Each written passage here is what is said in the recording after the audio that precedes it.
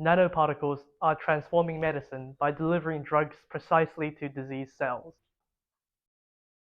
So, the tiny medicine missiles? Well, that's a very oversimplified description. I'm sure I can design one. Yes, I'm sure as well, but I think you need some training first.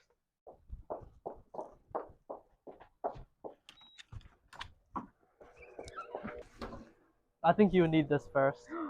This really looks like an escape room. Well, it's just a lab. First, you'll need to learn about the different materials we can use to create nanoparticles. Then I'll test your knowledge before you start building your nanoparticles. We need to select the nanoparticle core material. Ooh, there is gold. Gold sounds good. It's also very expensive. That means it's particularly good. Yeah, gold is actually very useful because Ooh. Now we can add maybe antibodies that is a very good idea. and some charge modifiers. That is also a very good idea. Ooh. And I see peptides. That is an extremely good idea as well. Now the nanoparticle must travel through the body to reach its target. Are those enemies? No, no, no. Those are immune cells which protect the body. So yeah.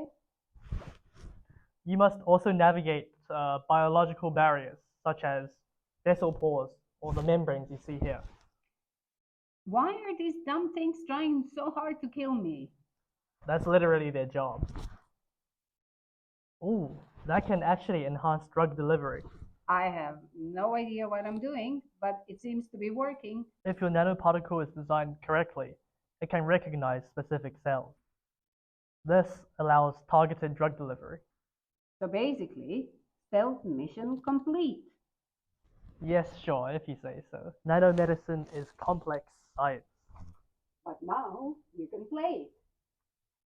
Our main technical challenge was merge conflicts, because Unity and Git seemed to have a love-hate relationship, especially when there were clashes between scenes of the same name. It was also a challenge to maintain scientific accuracy while keeping the game enjoyable. We solved this by making compromises, such as by making level 1 an escape room and level 2 not exactly to scale. To simulate the natural drift of the biological objects in level 2, we applied Perlin noise to both the linear and angular acceleration. To keep it playable, we applied forces to the immune cells and antibodies in the player's direction only at random intervals, so it's possible for the player to keep dodging them, but if the player doesn't move, then they will catch up. So does that mean that I can do your job now? Hmm. There is actually my face here and my name here. Oh,